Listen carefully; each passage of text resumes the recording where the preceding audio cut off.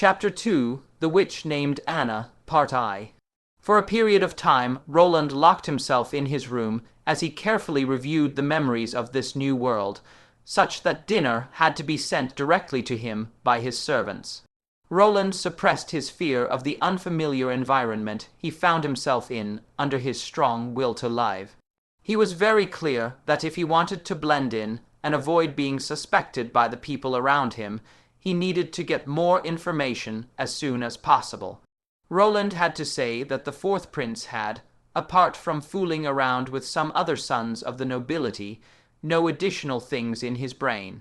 Over and over again, Roland was unable to remember any valuable information such as knowledge of the aristocracy, the political situation in his own country, or the diplomatic situation with his neighbors. As for basic common sense, such as city names or the years of significant events, they were completely different than the history of Europe he knew.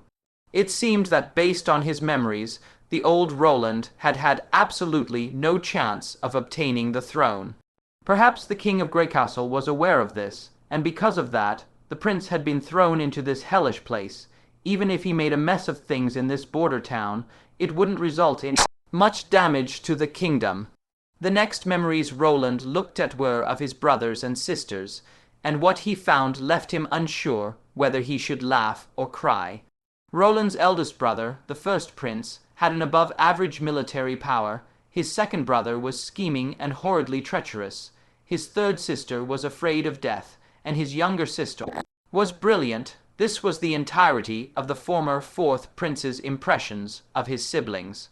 Roland felt a little awkward. After more than a decade of living with them, the old Roland's knowledge had been summed up in a few words. What forces they'd developed, who their competent subordinates were, what they were experts at, what their plans were, and so on, he knew nothing at all. It was only 3 months ago that the fourth prince had come to this frontier town, but the nobility had already stopped hiding their contempt for him. It was obvious that the fourth prince wasn't cut out to be a leader. Fortunately, when the king had left Roland this territory, he had sent along 2 of his more capable subordinates to provide assistance, so the townspeople wouldn't suffer under the old Roland's inept rule. After Roland woke up the next morning, one of his maids, Tyre, repeatedly mentioned that the assistant minister wanted to see him. When it seemed that he could put it off no longer, Roland acted according to his past memories and reached out to cup the maid's ass before sending her to fetch Barov, who had been waiting in the drawing room. Seeing the flushing Tyre exit the room, Roland suddenly realized that, since he had reincarnated, shouldn't he have a system or something like that? At least in many tales that was the standard formula, but the arrival of a system never happened. Sure enough, what Roland had read in those novels was all fiction. In the drawing room, Barov was already restless from waiting. The moment Roland appeared, he asked, "Your Highness, why didn't you order the execution yesterday?" 1 day earlier, 1 day later, what's the difference? Roland said as he clapped his hands, letting the attendants know to bring his breakfast in. "Sit down, Barov." The impressions he had from the old Roland's memories, and also based on his own opinion, was that the knight commander liked to confront problems with the fourth prince directly face to face, even in the presence of others, while the assistant minister was more circumspect and liked to discuss issues in private. In any case, the loyalty of the two was likely to be to the king.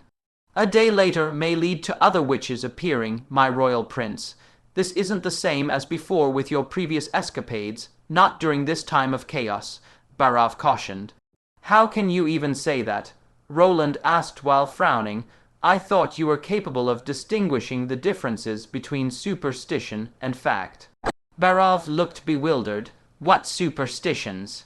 "That a witch is evil and the devil's messenger."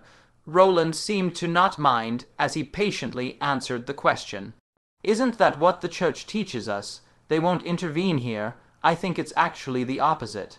Their propaganda states that witches are evil, and while we've chosen not to actively aid their witch hunt, all the people in this territory believe in these shameless superstitions spread by the church."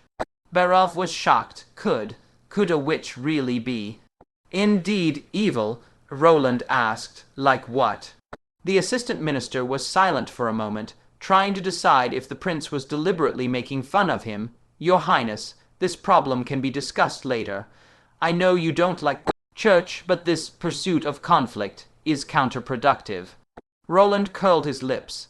It seemed that reversing this superstition about witches wasn't something that he could do overnight, but for now he decided to put it out of his mind. When Roland's breakfast of toast, fried eggs, and a carafe of milk arrived, he made up 2 plates, one of which he served to the assistant minister. "You haven't eaten until now, right?" asked Roland before he started eating. The maid had told him that Barov had arrived outside his chambers at dawn and had directly requested to see him, so he shouldn't have had time to eat. While he'd decided to imitate the former prince's way of life, he'd also decided to begin to change the way people perceived him a bit at a time. The assistant minister was a good first target for his plan. Roland thought to himself, if you can make your men feel valued, then they'll be more motivated to work for you. Taking the initiative had always been the most efficient way to win, hadn't it? Barov took the cup of milk Roland handed him, but didn't drink as he anxiously said, "Your Highness, we still have a problem. The guards reported that 3 days ago a suspected witch camp was found in the western forest. Because they left in a hurry and didn't clean up all of their traces, a guard found this in the camp." He took out a coin from his pocket and put it in front of Roland. This wasn't the common currency of the kingdom, at least according to the memories of the old Roland. He hadn't seen such a coin. It wasn't even like theirs. It wasn't even made of metal. Feeling it in his hands, he was surprised to find that the coin was warm, and the assistant minister definitely wasn't the source of this sweltering heat of at least 40 degrees Celsius, which reminded him of the moment when one took a bath. "What is this?" Roland asked. "I thought it was just some foul trinket that a witch made, but it's actually more serious than that." Barov had to pause to wipe his forehead. The printed pattern is known as the Devil's Eye of the Sacred Mountain, which is the emblem of the Witch Cooperation Association. Roland rubbed the coin's uneven surface. He guessed that it was probably fired ceramic. Indeed, he saw that the center of the coin depicted a mountain, a shaped pattern of 3 triangles juxtaposed with one eye in the center triangle. The pattern's contour lines were very rough. He judged that it should have been polished by hand. Roland recalled the 2 terms Devil's Eye of the Sacred Mountain and the Witch Cooperation Association, but wasn't able to discover any details. It seemed that the 4th prince had had no interest in occultism. Roland didn't expect that Barov knew more, but he continued, "Your Highness, you haven't seen real witches before, so it's understandable if you think their abilities are exaggerated. Indeed, they can be injured, they'll even bleed and aren't any harder to kill than the rest of us, but that's only for a witch who can't resist. When they receive the devil's power, it can shorten the lifespan of a witch, but it can also give them terrible power. Ordinary people just can't match them. Once a witch grows to adulthood, even an army will have to pay a high price to kill her. Their desires are almost impossible to suppress, ultimately causing them to degenerate into the devil's minions. The church therefore declared a holy inquisition. If a woman is found to have even a chance to be a witch, they are to be immediately seized and executed. The king has also approved of this decree, and in fact, these measures have been highly effective, and the incidents where witches have wreaked havoc have already greatly declined in comparison to 100 years ago.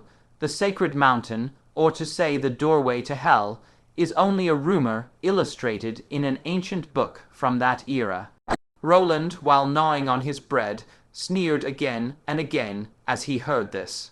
Although the histories of this world and the world he knew were very different, their historical trajectories were surprisingly similar.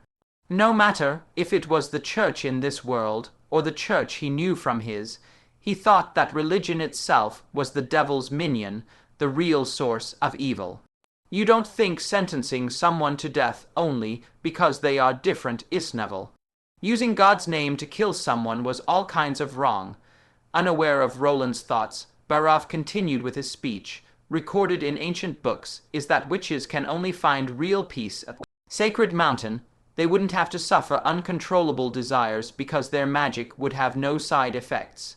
There's no doubt that the so-called sacred mountain was certainly the birthplace of evil, an entrance to hell on earth. I think that only hell won't punish those who have fallen for the devil's temptations. The League of Allied Witches, who are they? What's their relationship with the sacred mountain? Roland asked. Barov explained with a sour face. In the past, everything was good because the witches would run away before the Inquisition arrived and were living in seclusion. But in recent years, the League of Allied Witches appeared and made a difference. They want to gather all of the witches and find the sacred mountain. For this purpose, the Witch Cooperation Association will even take the initiative of luring others into becoming a witch.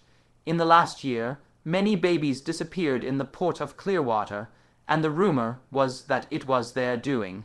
Chapter 3, The Witch Named Anna, Part Roman 2.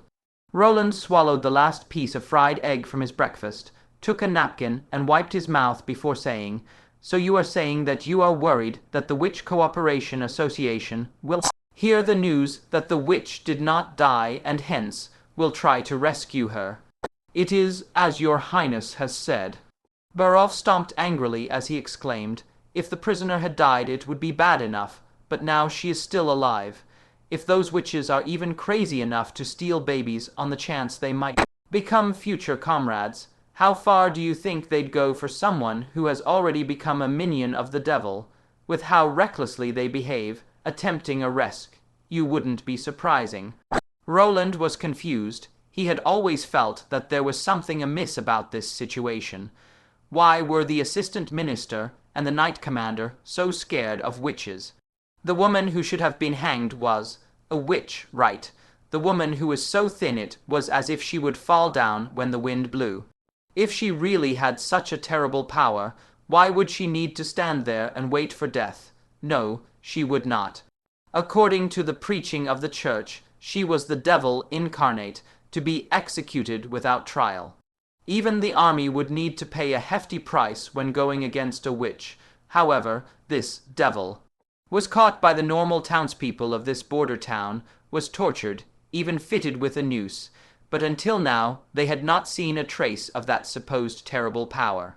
"How did she get caught?" Roland queried. "I heard that when the North Mine collapsed, in order to escape, she exposed her identity as a witch, and was then captured by angry villagers," Barov answered. Roland thought as he listened to Barov, "Why do I have the impression that this happened the day before my reincarnation?" "How did she expose herself?" the prince asked aloud. Well, I am not sure."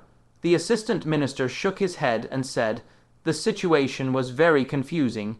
It could be that someone saw her using witchcraft." Roland frowned as he asked, "You did not thoroughly investigate the situation." "Your Highness, to resume mining was the priority." The assistant minister protested. "The revenue from that iron mine accounts for half of the production of this town, and the guards confirmed that someone at the scene was killed by witchcraft." "What kind of witchcraft?" Roland asked, interested. The head and a large part of the body were spread out on the ground as if they were melted. The corpse looked like a used-up candle, the minister said with a look of disgust. "Your Highness, be glad you didn't see such a scene." Roland started playing with a silver fork thoughtfully. Historically, most of the victims of the Inquisition, witch hunt, were innocent, tools for the church to maintain control over the populace or possibilities for ignorant townspeople to vent their anger. Sure, a small part of the accused caused their own downfall. The kind of people dressed that oddly while mixing together all sorts of strange material, claiming that they could predict the future and knew the conclusion of life and death. The truth was those people did figure out some tricks, such as the use of chemical reactions, but then they used that to claim that they had gained the power of the gods. To modern eyes, these were just some simple chemistry tricks, but in medieval times those could easily be misrepresented as incredible phenomenon. As for melting people, the first thing Roland thought of was an acid solution. But it would be a hassle to prepare those kinds of things, and you would also need to thoroughly soak the body with it, but it wouldn't look like a burned-down candle. As for other methods, they were out of the question. Then how did she do it? If she relied on alchemy, and that was rare, maybe. Roland thought until there, and then said in a determined tone, "Take me to see her." The assistant minister was shocked for a moment before spluttering, "Sir, you want to see the witch." Barov stood up in panic, knocked over the cup with the milk which he hadn't drunk. "Yes, this is a command." Roland said, looked back, and smiled at the assistant minister. He was now really thankful for the fourth prince's unreasonable style. Roland went over to the door, but suddenly paused, asking, "Right, I have to ask, why would we use the gallows?" "What?" Barov said. Roland reiterated his question. Why would she be hanged? Shouldn't witches be burned at the stake? Barov's face seemed puzzled as he asked, "Isn't it true? But she is not afraid of fire." The dungeon was small. This barren land could not afford to have too many prisoners. Most criminals would face trial after a few days and either be released or killed. In addition to Barov, the prince was entering the dungeon with the knight commander, the prison warden, and 2 guards. The dungeon had a total of 4 levels, and the walls were built out of hard granite blocks. It was Roland's first time being at this kind of place, and he noted the deeper he got, the narrower the hallway became. The number of cells was also reduced. He thought they dug a pit in the form of an inverted cone first, and then build layer after layer out of stone. This rough project would of course not have a good drainage system. The ground was wet, and the muddy sewage was flowing down the stairs, down to the last floor. Obviously, the witch was at the bottom of the dungeon. Each layer they went down, the stench in the air became thicker. "Your Highness, you are risking too much by doing this. Even though she is sealed with God's Locket of Retribution, it isn't safe." It was Carter who had spoken. As soon as he knew that the prince was planning on visiting the witch, he immediately went after the prince, advising him all along the road to stop going over. But it was all for naught. Even the repeating the direct command of the king not to engage in any dangerous situations had no effect. Obviously, he wasn't only a pretty face, he was also a chatterbox. After being subjected to this for some time, Roland only wished that someone would sew his mouth up. "You must look evil in the eye before you face it on the battlefield and stand toe to toe. I thought you knew that," he said.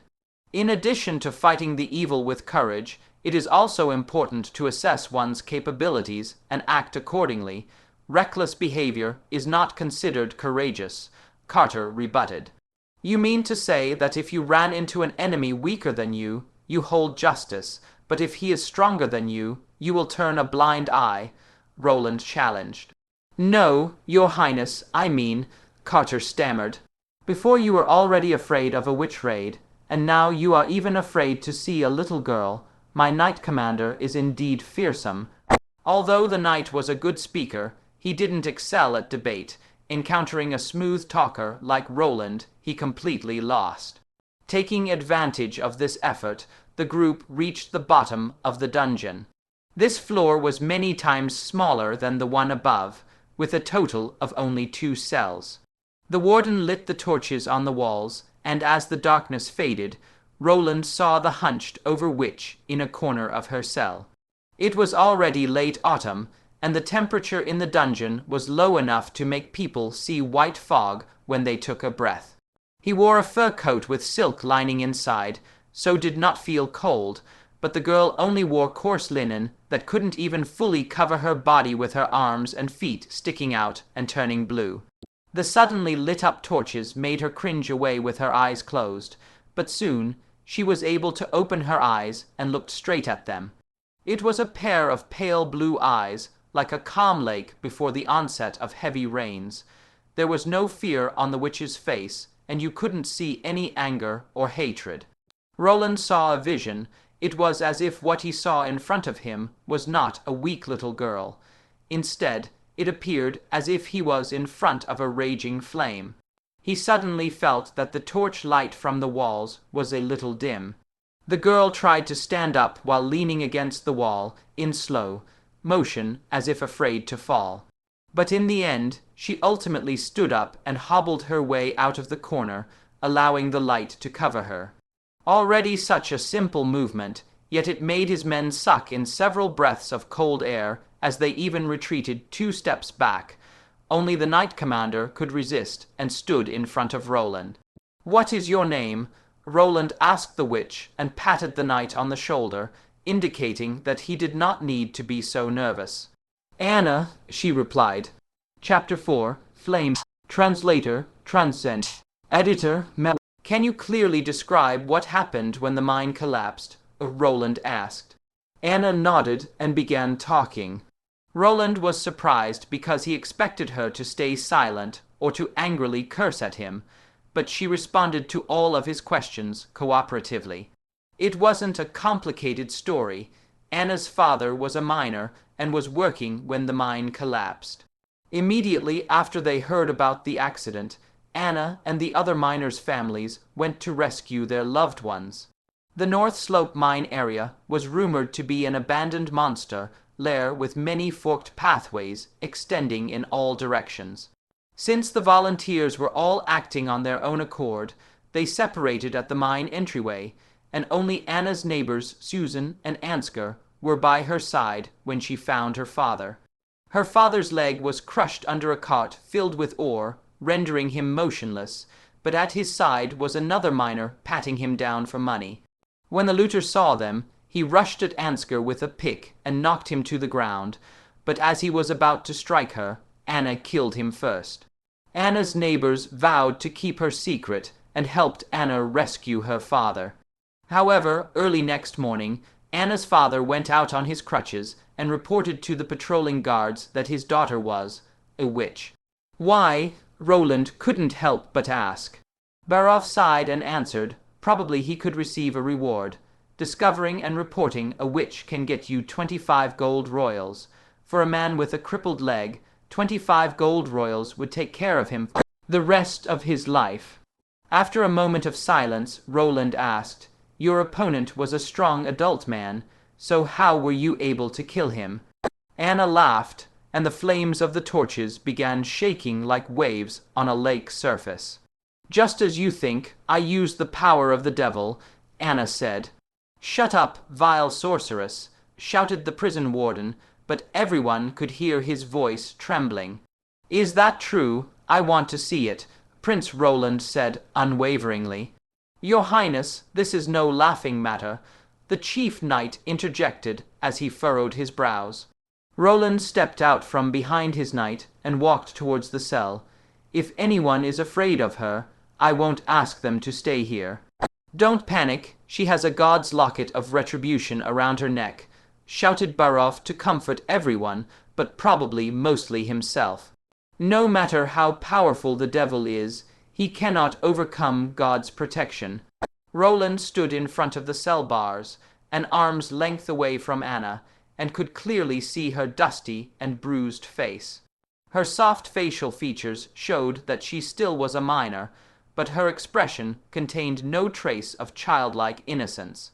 There wasn't even anger in her face, giving her an unsettling feeling Roland had only seen on TV.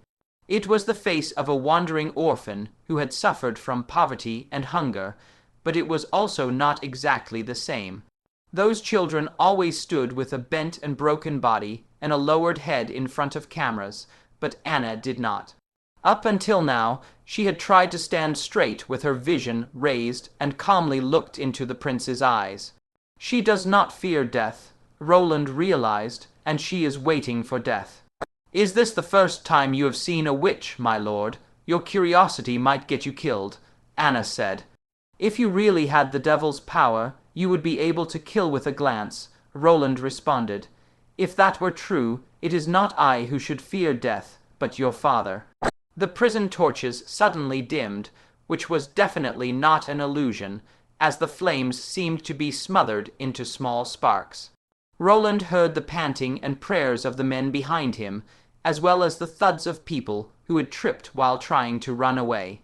Roland's heartbeat sped up, and he felt that he was at the border between two worlds.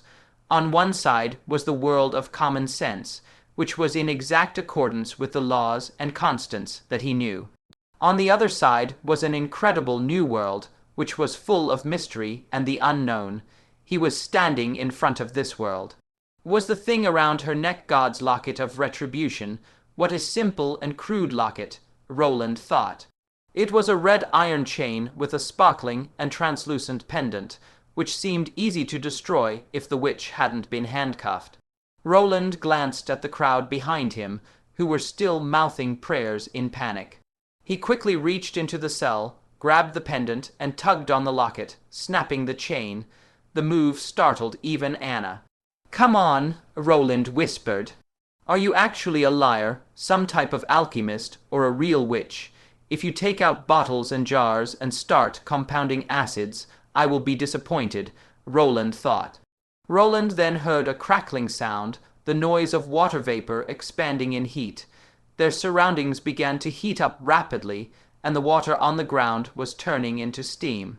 Roland saw a blazing flame rise from beneath Anna, and the ground she was standing on was set on fire. The torches behind them exploded at once, as if they had received pure oxygen, giving off a blinding light. At that moment, the whole cell was as bright as day, causing the onlookers terrified screams. As the witch moved forward, the flames surrounding her moved with her. When she came to the edge of her cell, the iron bars that made up the wall became pillars of fire. Roland backed up instinctively from the biting and painful heat. In just a few seconds, he felt that he was back in summertime, but this was a different kind of heat, which was solely generated by a flame rather than an enveloping summer heat. One side of his body was facing the flame's heat, and the other side was still chilly. Roland could even feel cold sweat trickling down his back. She really does not fear fire, Roland thought. Roland remembered the assistant minister's words. Only now did he really understand what he meant. If she is an actual flame, how could she fear herself? Soon the iron bars turned from crimson to a light yellow and began to melt. This meant that they were being heated to over 1,500 degrees Celsius, a temperature that seemed practically impossible to Roland to achieve without insulating measures. Like the others, he backed away from the cell, holding himself firmly against the furthest wall. If he had not done this, the heat of the melting iron would cause his clothes to combust even without direct contact.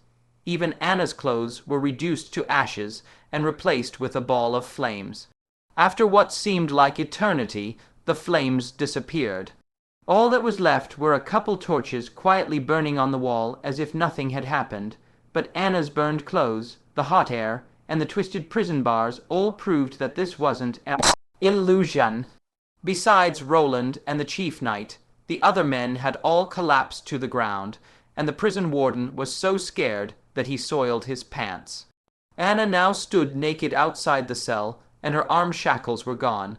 She did not hide her naked body, her hands hanging naturally at her side, and her blue eyes appearing as peaceful as before. "Now that I have satisfied your curiosity, my lord," she said, "can you kill me now?" "No." Roland stepped forward, wrapped his coat around her, and said with a forcedly gentle tone, "Miss Anna, I want to hire you."